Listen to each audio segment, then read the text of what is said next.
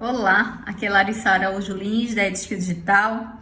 Muito prazer estarmos juntos aqui para o nosso quadro Perguntas e Respostas. Você pergunta, a gente responde. Você pode fazer sua pergunta em qualquer canal, pelo WhatsApp para mim, pelo Instagram, pelo Facebook, pelo LinkedIn, ok? Vou ter o maior prazer de responder aqui a sua pergunta. Inclusive, nós ficamos aqui muito felizes quando você interage conosco. Então, nesse momento, já vá pensando aí nas suas perguntas, nas suas dores e compartilhe conosco. Hoje nós vamos responder sobre alguns passos. Nesse caso aqui, nós separamos 5 passos para um processo de tomada de decisão assertivo. Vai ser bem bacana. Então, assim, já quero te convidar para que você compartilhe esse vídeo. Compartilhe aí na sua empresa, vai ser importante para a tua equipe, para outros profissionais. Vai lá no sininho, no nosso canal do YouTube, porque aí você vai ser avisado, né, dos nossos vídeos. Estamos também no LinkedIn, no Instagram e no Facebook. E sempre compartilhe aí também com o aviãozinho, que é sempre pertinente, vai trazendo as pessoas que é importante ouvirem o que a gente tem aqui a dizer. Então, vamos lá. 5 passos para um processo de tomada de decisão mais assertivo. Então, nós separamos aqui aqueles que nós consideramos importantes e que faz sentido na minha vida aqui. Sempre fez sentido como consultora e como executiva e professora e coach nas organizações. Então, assim, a primeira coisa que a gente trouxe aqui é que para você, obviamente, seja assertivo, você primeiro tem que identificar de uma forma muito nítida qual é o problema ou qual é a oportunidade, né, que você está trazendo aqui para ser analisada. Então, às vezes, os profissionais têm muita dificuldade de colocar o problema na mesa. Coloque o problema na mesa para que a gente possa analisar, porque à medida em que a gente consegue colocar o problema na mesa, a gente começa a olhar e a desmistificar esse problema. Então, assim, o primeiro passo é esse. Então, bora colocar esse problema na mesa. À medida em que a gente bota na mesa, o que a gente tem que fazer? Tem que ter conhecimento e informação sobre esse problema. Primeiro, identificando esse problema, o que está sendo posto, ele é causa ou ele é efeito? Porque se for um efeito, a gente tem que se debruçar na causa. Então, a gente tem que identificar exatamente qual é o problema. E é isso que eu tô falando para você. Não é simplesmente pôr, é analisar. Analisar, será que estou falando realmente do problema mesmo? Então, a gente vai ter que mergulhar nisso. E existem várias questões que a gente pode trazer. Primeiro, à medida em que a gente quer conhecer com profundidade esse problema, eu preciso entender o que isso está afetando. Por exemplo, se afeta o meu negócio, se tem a ver com minha identidade organizacional, se tem a ver com as estratégias. Qual é a visão que eu tenho dele? Eu tenho dados, eu tenho informações. Esses dados e informações são dados concretos, são dados confiáveis, são dados realísticos. Eu tenho uma visão que eu posso dizer, uma visão multifuncional. Eu consigo enxergar por múltiplas visões, ou é uma visão parcial, uma visão minha. Eu posso me utilizar aí de grandes ferramentas, né, que me ajudam a fazer essa identificação. Por exemplo, eu posso usar os 5 porquês, a metodologia dos 5 porquês. Eu posso usar a metodologia do Ishikawa. Eu posso utilizar a metodologia de priorização. Outra coisa que eu separei aqui para vocês em relação ainda assim, né, ainda essa identificação do problema. Eu posso me utilizar aí de pesquisas que eu tenho para essa identificação, né, mais plena, seja ela interna, seja ela externa. Fazer um processo mesmo investigativo sobre esse aspecto que está sendo ponderado. Se tem indicadores, se eu tenho indicadores sobre esse aspecto, porque os indicadores vão me dar números, não é?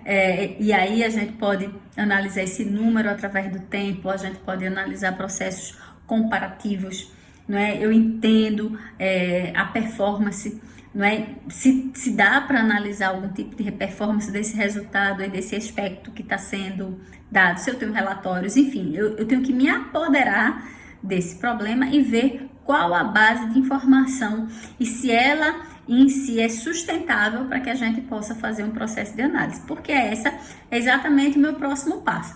Eu agora conheço, eu entendo que eu cheguei não nos galhos, né? Eu cheguei na causa, não é? Então eu vou atacar essa causa. Eu acho que essa é uma coisa assim extremamente importante que vocês têm que tomar para poder passar para uma nova etapa. Depois que você tem isso, a gente vai mergulhar na análise, né? Em si, na análise dos dados. E à medida que a gente entra na análise dos dados, a gente vai começar a trabalhar quais são os caminhos.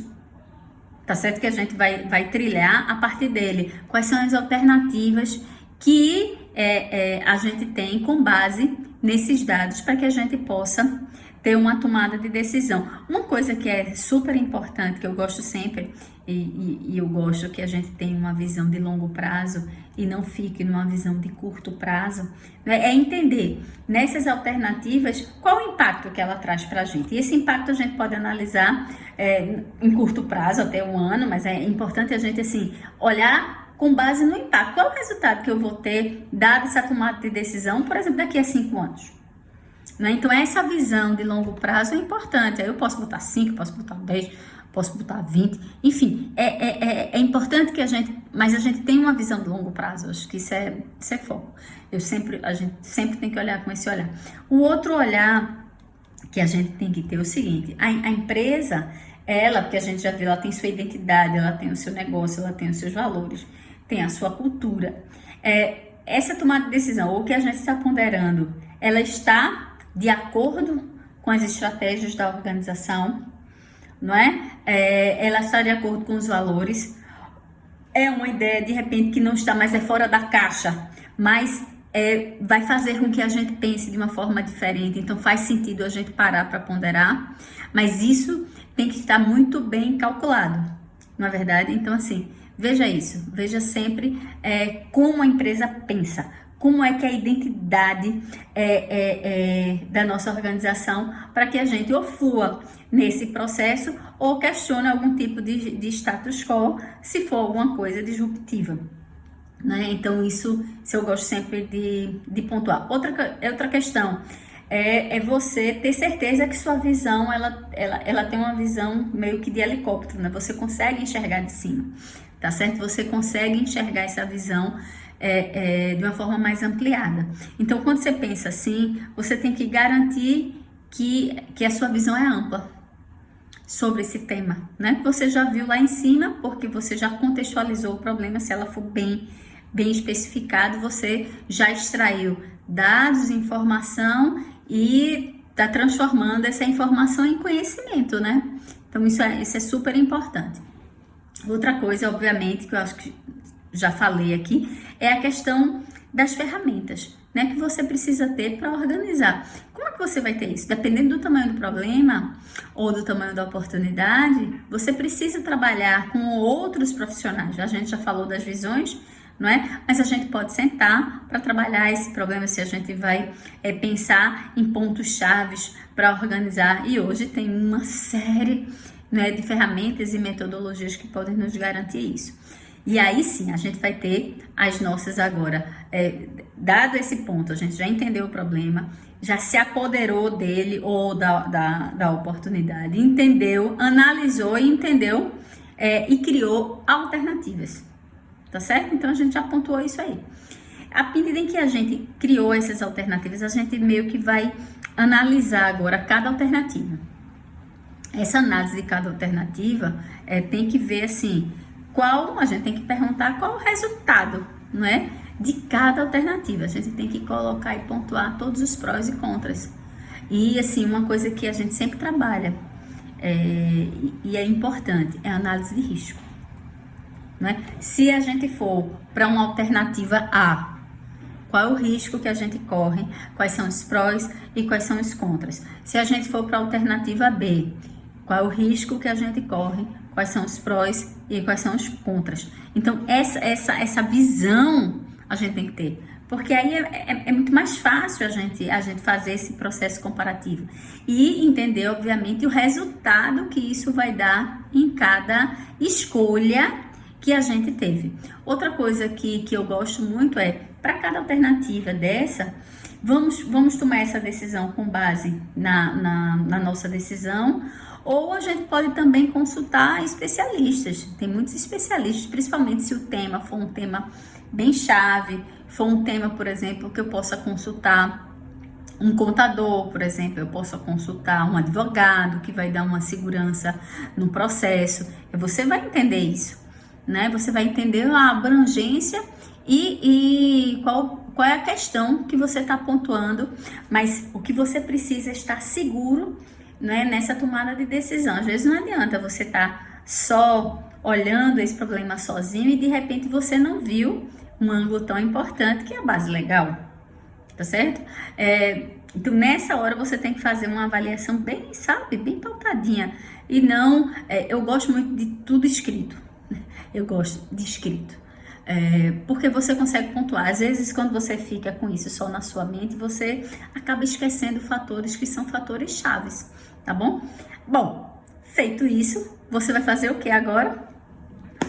Tomar a sua decisão. Olha, escolhemos essa alternativa por isso, pelo risco, né, pelos prós e pelos contras, pelos impactos, pelo resultado, enfim. Agora você tem toda uma base para justificar a tua tomada de decisão, e ela, obviamente, ela ser uma tomada de decisão mais assertiva, e principalmente também se ela foi suportada por especialistas. Isso é muito legal.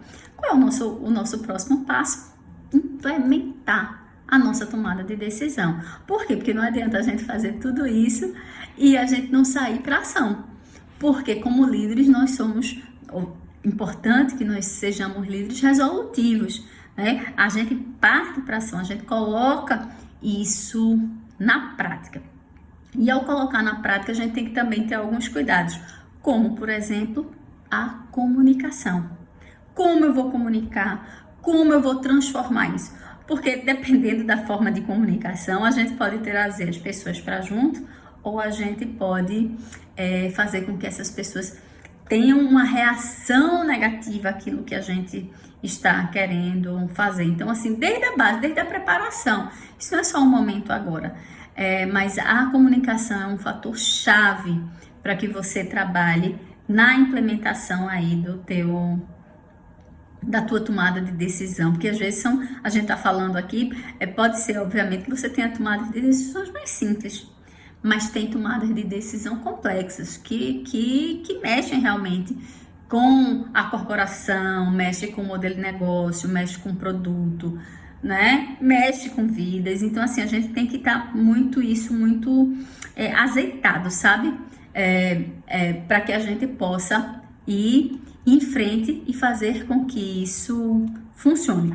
Outra coisa que eu gosto muito de verificar, né, depois que você fez o processo de implementação, se esse processo de implementação foi sucesso. Por quê? Porque a gente tem que aprender. A organização é uma organização que aprende, ou seja, com os erros, seja com acertos, e ao mesmo tempo arrumar o que precisa, porque quando a gente faz um processo de implementação, não necessariamente tudo ocorre como mil maravilhas no primeiro momento. Dado, vamos supor, de um processo de implantação, quem já passou por um processo de implantação, por exemplo, de sistema, sabe que isso tem uma maturidade, não de curto prazo, até que isso seja azeitado, que a gente trabalhe vai ajustando. Então, isso a gente precisa fazer de uma forma conjunta, não é simplesmente agora foi, né? Então, é importante a gente estar sempre perguntando assim, bom, o que nós fizemos, o que está bom e que a gente precisa aperfeiçoar, né? O que nós fizemos, o que é que não está adequado e a gente precisa retirar, e do que nós não fizemos e que precisamos fazer. Então, acho que são pontos de vista bem interessantes para que você sempre mantenha a alternativa que você junto, né, com o teu pessoal, decidiu e implementou. Bom, espero aí que tenha lhe ajudado nesse processo. Eu sou Larissa Araújo Lins, da Edskill Digital, e espero vocês no próximo vídeo. Um forte abraço!